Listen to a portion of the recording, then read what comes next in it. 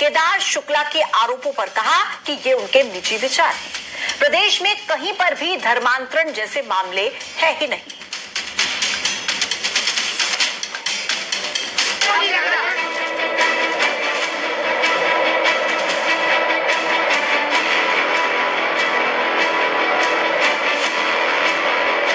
MP में धर्म परिवर्तन, कहां किससे कनेक्शन? भाई ये जो धर्म परिवर्तन हो रहा है, ये भी जो यहाँ जातिवादी संघर्ष की भूमिका तैयार कर दी गई। अपनों के बोल खोल दी पोल। शुक्ला जी किसी तरह का प्रमाण लेके आएंगे तो उस पर सरकार कार्रवाई करेगी। मध्य प्रदेश सरकार का दृढ़ संकल्प है कि मध्य प्रदेश की धरती में ना धर्मांतरण चलेगा और ना धर्मांतरण करवाने वालों को छोड़ा जाएगा। तो खुद ही पार्टी की आड़ में धर्म का झंडा लेके धर्म का धंधा कर रहे हैं। बहुत दुखद है ये दृश्य। धर्मांतरण पर सियासी धार, हर दिन नई तकरार। मध्य प्रदेश में इस तरह के कोई मामले नहीं है। अगर भविष्य में कोई मामला सामने आएगा तो उस पर सख्त कार्रवाई की जाएगी। धर्म का झंडा लेके घूमते हैं, खुद ही धर्म परिवर्तन करवा रहे हैं। अब जब बीजेपी के इतने सीनियर लीडर ये कह रहे हैं तो इसमें कांग्रेस के बोलने की आवश्यकता क्या है? ये तो इनका चरित्र है, यही इनकी चाल है, यही इनका चेहरा है।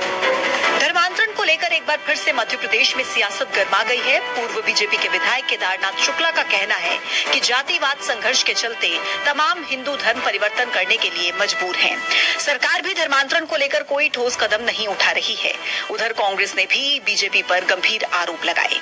हालांकि बीजेपी ने कांग्रेस के आरोपों को सिरे से नकार दिया।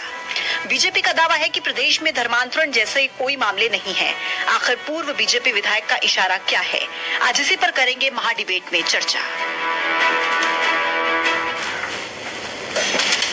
तो कुल मिलाकर मध्य प्रदेश में फिर से एक बार धर्मांतरण पर बयानबाजी शुरू हो गई है, जब अपने ही अपनों को कटघरे में खड़ा कर रहे हैं। लेकिन सवाल ये है कि क्या धर्मांतरण को लेकर जो बयान बीजेपी के पूर्व विधायक का आया है वो किस तरफ इशारा है? आज इसी पर महाडिबेट में होगी चर्चा। लेकिन सबसे पहले नजर आज के सवालों पर। पहला सवाल, क्या धर्मांतरण के पीछे सोची समझी साजिश है? दूसरा सवाल, बीजेपी के पूर्व विधायक के बयान का क्या है इशारा? तीसरा सवाल, कानून सख्त तो क्यों हावी है धर्मांतरण गैंग? आज इन्हीं सवालों के इर्द गिर्द हमारी चर्चा होगी। आपको मेहमानों से रूबरू करा देती हूँ। मेरे साथ कुछ खास मेहमान इस चर्चा का हिस्सा होंगे। राजपाल सिंह सिसोदिया जी बीजेपी के प्रवक्ता हमारे साथ कनेक्ट है। हेमंत सरियाम जी आदिवासी नेता हमारे साथ जुड़ गए हैं। धर्मेंद्र शर्मा कांग्रेस के प्रवक्ता है। फादर आनंद इस वक्त हमारे साथ कनेक्ट है और साथ ही अतुल जैसवानी हिंदू सेवा परिषद से इस वक्त हमारे साथ कनेक्ट है। आप सभी का बहुत बहुत स्वागत है। सबसे पहले अतुल जैसवानी जी, आप ही के साथ मैं इस चर्चा की शुरुआत करूंगी, क्योंकि बीजेपी के विधायक की तरफ से जो बयान दिया गया केदारनाथ शुक्ला की तरफ से, उन्होंने कहा कि जाति संघर्ष की वजह से ही धर्म परिवर्तन होता है। आप इस बात से कितना इत्तेफाक रखते हैं? क्योंकि इस बात में तो कोई दो राय नहीं है ना कि जिस तरीके का जाति का सिस्टम है, और आज भी कई ऐसे छोटे छोटे शहर हैं, गांव हैं, कस्बे हैं जहां पर दलित समाज को, SC ST वर्ग के लोगों को जातिवाद के संघर्ष से दो चार होना पड़ता है। आप उनके इस बयान से कितने सहमत हैं?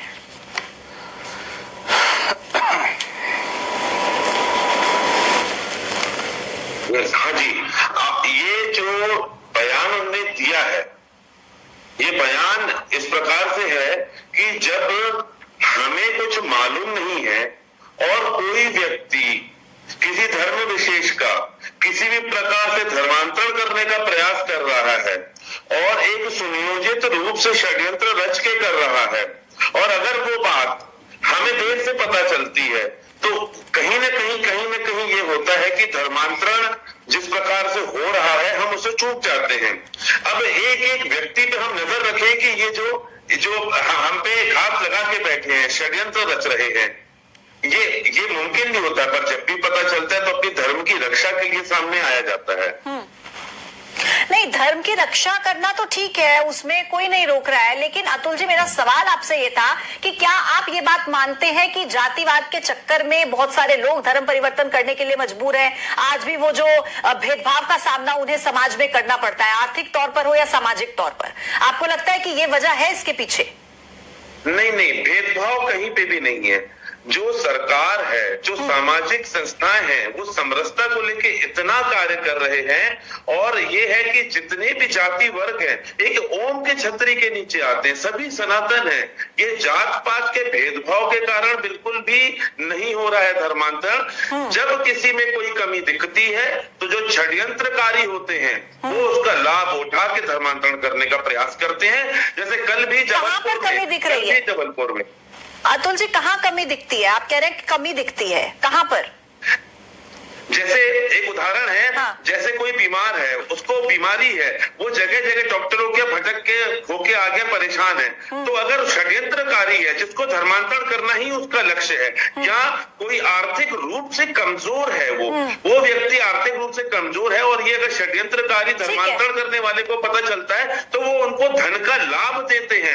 उनको विदेशी मैं बात को आगे बढ़ाते हुए आनंद जी के पास जाऊंगी। आनंद जी ये बताइए कि लालच देकर धर्म परिवर्तन कराना ये कितना सही है? लालच देकर, लोभ देकर, फ्री में शिक्षा आपको मिलेगी, आपको चमत्कार दिखाए जाएंगे, चर्च आप लेकर आएंगे लोगों को और वहां पर चमत्कार दिखाएंगे, या फिर उन्हें लोभन देंगे कि पैसे दिए जाएंगे, उन्हें बताया जाएगा, गुमराह किया जाएगा कि आपकी दिक्कतों का समाधान यहां पर हो जाएगा, आप पर्ची डालिए।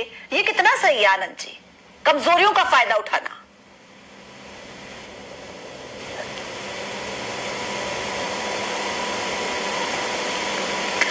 मिस्टर आनंद मुतुंगल, आप मेरी आवाज सुन पा रहे हैं? आनंद जी तक मेरी आवाज नहीं पहुंच रही है शायद। नहीं, मुझे सुनाई दे रही है। ठीक है, बताइए फिर। सवाल क्या है आपका? मेरा सवाल यह है कि लालच के नाम पर धर्म परिवर्तन कराना, कमजोरियों का फायदा उठाना, यह कितना सही है? ऐसा किया जाता है क्या? ये टोटली फैब्रिकेटेड है, इसमें कोई सच्चाई नहीं। अच्छा। जितने भी केस अभी कट्टरपंथी संगठन जो लेकर आ रही है, इसमें एक भी केस सही नहीं है। कोई प्रार्थना कर रहे तो धर्मांतरण, कोई पढ़ा रहे तो धर्मांतरण, यदि कोई हेल्प कर रहे हैं तो मेरा सिर्फ एक ही कहना चाहूंगा मैं, मध्य प्रदेश की जो आदरणीय मुख्यमंत्री जी को पूर्व मुख्यमंत्री शिवराज सिंह चौहान साहब से बोलना चाहिए। उन्होंने शायद लॉ एंड ऑर्डर भी दिल्ली लेकर गया है। शिवराज सिंह चौहान साहब ने मध्य प्रदेश के लॉ एंड ऑर्डर को भी अपने साथ दिल्ली ले गया लग रही है। अच्छा, उसको वापस करने की मांग करे, वो सही रहेगा। नहीं आनंद जी, आप कह रहे हैं कि ऐसा कुछ होता नहीं है। मैं आपको डेटा बता देती हूँ, पिछले कुछ ही दिनों का आपको दिखा देती हूँ कहाँ कहाँ पर मामले आए हैं। डेटा मुझे पता, आपके डेटा मुझे पता है, ये सब आरोप लगा है। नहीं, आप आरोप कहकर ऐसे नहीं निकल सकते आनंद जी। नहीं, डेटा आप डेटा को थोड़ी ना नकार देंगे। जबलपुर के ये मैटर जो बताए जा रहे हैं कि जबलपुर में ऐसा कोई मैटर नहीं, उनके आपका टेलीविजन में मैंने देखा, महिलाओं का स्टेटमेंट है, उनने खुद बोला हमने हमारे 3 पीढ़ी से हम क्रिश्चियन हैं। मैंने तो जबलपुर के इंसिडेंट का नाम ही नहीं लिया अभी तक आनंद जी। आप खुद ही जबलपुर का यहाँ पर नाम ले रहे हैं, मैंने तो जबलपुर बोला ही नहीं। का तो कल का मामला आया। मैं तो मंडला की बात कर रही हूँ आनंद जी। जबलपुर में घटना अभी चल रही है आनंद जी। आज हजारों लोगों ने कलेक्ट्रेट और एसपी ऑफिस गए थे। आनंद जी, मैं मंडला का एग्जाम्पल दे रही हूँ आपको, सुनिए तो, मेरा सवाल तो सुनिए। मंडला में 48 बच्चे 3 चर्चों में भ्रमण आनंद जी, मेरा सवाल सुनिए। वाले लोगों को जिनकी लिटरेसी रेट कम है। एक मिनट अतुल जी रुकिए। आनंद जी, आप मेरा सवाल सुनिए। मैं जबलपुर की बात अभी नहीं कर रही हूँ, मैं मंडला की बात कर रही हूँ। 48 बच्चे जिनको लेकर जाया जाता है, स्कूल में डॉक्यूमेंट्स में उनका धर्म लिखा होता है हिंदू और हॉस्टल में उनका धर्म लिखा होता है क्रिश्चियन। प्रार्थना कराई जा रही थी उनसे, छोटे छोटे बच्चे जो शायद धर्म इस शब्द को समझते भी नहीं है। और ये एक मामला नहीं है, आप अलग अलग राज्यों के भी मामले उठाकर देख लेंगे ना, ऐसे कितने मामले सामने आते हैं जहां पर आदिवासी लोगों को, दलितों को यहां पर बहला फुसलाकर धर्म परिवर्तन कराया जाता है। आप इस बात से मुकर नहीं सकते। रिपोर्ट बताया ना, प्राथमिक रिपोर्ट जिसने कमीशन जारी किया तो वही, उसकी बाद की रिपोर्ट नहीं देखा ना आपने? उसके रिपोर्ट बाद का पढ़िए आप। अच्छा, जांच के बाद में पुलिस ने क्या रिपोर्ट दिया वो पढ़िए आप। नहीं, आप बताइए। जो रिपोर्ट देते लोगों को, हमारे समाज के ऊपर जो कीचड़ विचारने काम कर रहे हैं ना, उस रिपोर्ट रख के पुलिस की जांच रिपोर्ट क्या है ये बताइए आप। आनंद जी, मैं जांच रिपोर्ट क्या है? ठीक है, आप ठीक है। एंगरिंग करने से पहले आपको होम स्टडी सही करना चाहिए। मैं होम स्टडी कर यहाँ पर बैठी हूँ आनंद जी, आपकी तरह नहीं। होम स्टडी, अगर मैंने आपको धर्मांतरण के मामले यहाँ पर गिनवा दिए ना आनंद जी, अगर धर्मांतरण के मामले गिनवा दिए ना आपको अलग अलग राज्यों के, सिर्फ एमपी के नहीं, पंजाब भूल गए आप, बात का रिपोर्ट क्या है? पंजाब भूल गए आप, पंजाब में क्या किया? पुलिस की बात का रिपोर्ट क्या है? ये ठीक है बताइए आनंद जी, आप। मैं राजपाल सिंह के पास जाऊंगी। राजपाल जी, आप बताइए, आप ही की तो पार्टी के विधायक है ना, वो कह रहे हैं कि जातिगत संघर्ष का सामना लोगों को करना पड़ता है और इसी वजह से वो धर्म परिवर्तन करने के लिए मजबूर होते हैं। आप ही को कटघरे में खड़ा कर दिया, आप ही की पार्टी के विधायक ने। निश्चित तौर पर देखिए, मध्य प्रदेश के अंदर इस प्रकार की घटनाएं होती थी, इसी वजह से तो मध्य प्रदेश धर्म स्वतंत्र अधिनियम 2021 हम लेके आए और उस अधिनियम के बाद में हमने मध्य प्रदेश के अंदर जबरिया धर्म परिवर्तन पर एक कठोर कानून बनाकर देने का काम किया। धार्मिक स्वतंत्रता का अर्थ ये नहीं है कि जबरिया धार्मिक धर्म परिवर्तन कराया जाए, लालच देकर, लोभ देकर, किसी प्रकार का जिहाद करके, किसी प्रकार के कोई प्रलोभन से विवाह करके इत्यादि करके जिस प्रकार से धर्म परिवर्तन कराने का काम होता है वो मध्य प्रदेश की धरती पे ना हो, इसीलिए हमने अधिनियम बनाया है और उस अधिनियम का सख्ती से पालन किया है। जब कानून बनता है तो निश्चित तौर पर इस प्रकार की घटनाओं का जो है रोक लगती है। अब मध्य प्रदेश के अंदर ऐसी घटनाएं ना हो, इस दिशा में हम सतत जो है निगरानी रखे हुए और इसके बाद भी अगर कहीं की घटना ध्यान में आती है, संज्ञान में आती है तो तत्काल कार्रवाई होती है और अपराधियों को जेल के पीछे भेजने का काम होता है। अब हमारे पूर्व विधायक जी ने जो बात उठाई वो उनके क्षेत्र का विषय, उनका व्यक्तिगत विषय हो सकता है, परंतु भारतीय जनता पार्टी के नाते मेरा ये कहना है कि मध्य प्रदेश के अंदर जबरिया धर्म परिवर्तन की घटनाओं पे रोक लगाने में ये बताइए राजपाल जी, पहले तो ये बताइए, आप एक्सेप्ट करते हैं या नहीं, धर्मांतरण के मामले हैं या नहीं मध्य प्रदेश में, पहले तो आप ये बताइए। धर्मांतरण के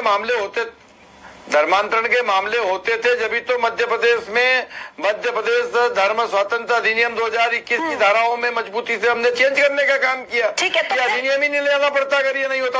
हाँ। ये तो होता है, चोरी छुपे होता है, पर इस पे प्रतिबंध करने के लिए सरकार को एक कड़ा कानून बनाना चाहिए था। हम हमेशा इस पर चर्चा करते हैं राजपाल जी, कार्रवाई करने का काम किया। ये ना बहुत ही सेंसिटिव सा मामला है। आप जरा समझिए कि हम हमेशा इस पर चर्चा करते हैं कि धर्मांतरण हो रहा है, धर्मांतरण कराया जा रहा है, जबरन कराया जा रहा है, सरकार कानून लेकर आ गई, लेकिन ये धर्मांतरण हो क्यों रहा है? इसके पीछे की मूल वजह क्या है? क्या रीजन है? क्यों आखिर हिंदू धर्म छोड़कर किसी और धर्म में कोई जाएगा अगर उनके पूर्वज हिंदू धर्म को मानते आए हैं? क्या ऐसा है कि उनको दूसरे धर्मों में मिल रहा है? क्या ऐसे फायदे हैं? क्यों कर रहे हैं वो धर्मांतरण? देखिए, प्रलोभन दिया जाता है। हाँ, नौकरी का प्रलोभन दिया जाता है, मतलब उन्हें नौकरी नहीं मिल रही है ना, नौकरी की दिक्कत है ना, उन्हें पैसों की दिक्कत है, फ्री में शिक्षा नहीं मिल रही है, बेरोजगारी है। क्या ऐसा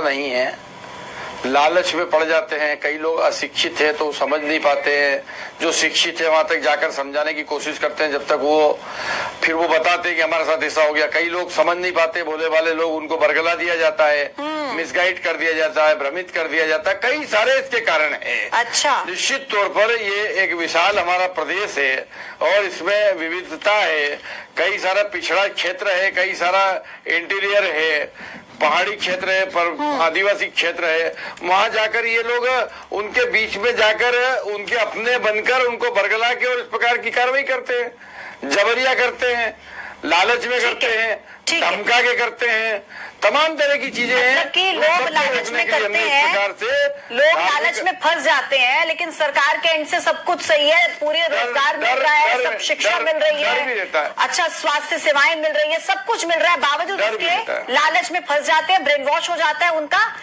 मतलब मूल समस्या पर बात क्यों नहीं होती है? मैं लौटती हूँ आपके पास। हेमंत सरियाम जी, आपके पास आऊंगे, फिर धर्मेंद्र जी आपके पास आ रही हूँ। हेमंत जी, आप बताइए, क्योंकि देखिए ये तो इस बात से कोई नकार नहीं सकता, जातिवाद संघर्ष का सामना करना पड़ता है, सामाजिक तौर पर भी, आर्थिक तौर पर भी, लेकिन ऐसा क्या होता है? क्योंकि ज्यादातर जो मामले सामने आते हैं वो यही होते हैं कि दलितों का धर्म परिवर्तन करा दिया गया, आदिवासियों का धर्म परिवर्तन करा दिया गया। क्यों हो रहा है ऐसा? मैं भी इसमें देखा जाए कि ये तो दो धर्मों की लड़ाई है।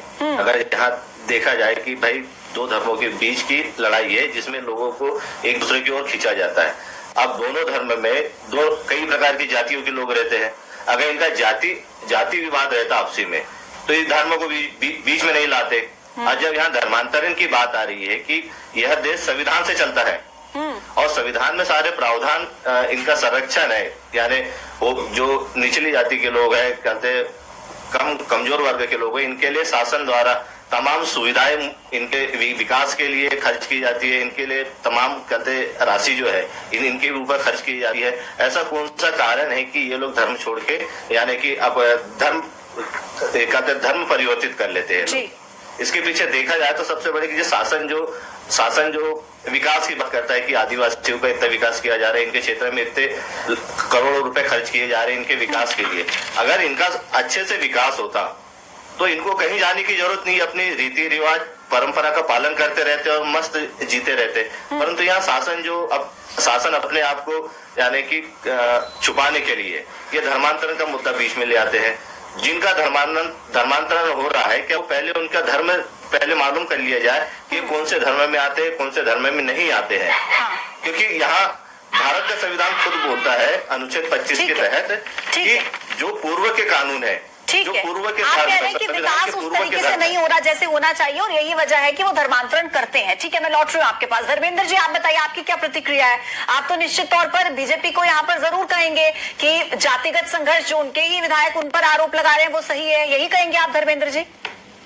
जी पूजा जी नमस्कार, आपके दर्शकों को भी मेरा नमस्कार। आप देखिए कितना दुर्भाग्यपूर्ण है, 22 साल से मध्य प्रदेश में बीजेपी की सरकार है और धर्म की ठेकेदार भारतीय जनता पार्टी जो बनकर घूमती है उसको आईना दिखाने का काम उन्हीं के पूर्व विधायक कर रहे हैं कि किस प्रकार से मध्य प्रदेश में धर्मांतरण हो रहा है। जबकि धर्मांतरण को लेकर एक कानून है, प्रदेश में भी है, पूरे देश में भी है, तो कानून का पालन तो मध्य प्रदेश की सरकार में हो नहीं रहा।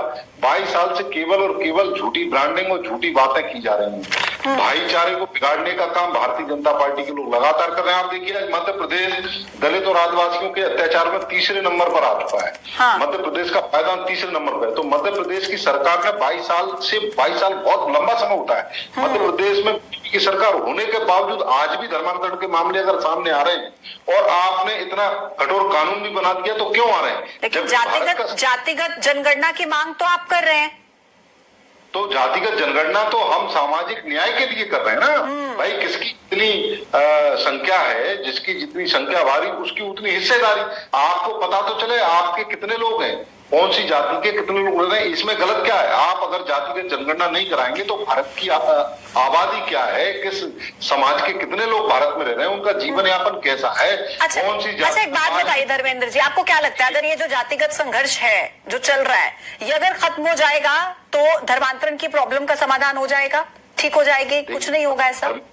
धर्मांतरण जबरन धर्मांतरण बाकी गलत है, कहीं भी नहीं होना चाहिए, ना लालच से होना चाहिए ना जबरन होना चाहिए। लेकिन धर्मांतरण की असल वजह जैसे कि अभी हमारे एक साथी बता रहे थे, बेरोजगारी, भ्रष्टाचार, अत्याचार, ये सब मामले हैं। इस कारण से लोग इधर उधर भाग रहे हैं। लेकिन मेरा भारतीय जनता पार्टी से आग्रह है आप सामाजिक न्याय दीजिए लोगों को, समाजों को लड़ाने का काम मत करिए, जाति को जाति से मत लड़ाइए, धर्म को धर्म से मत लड़ाइए।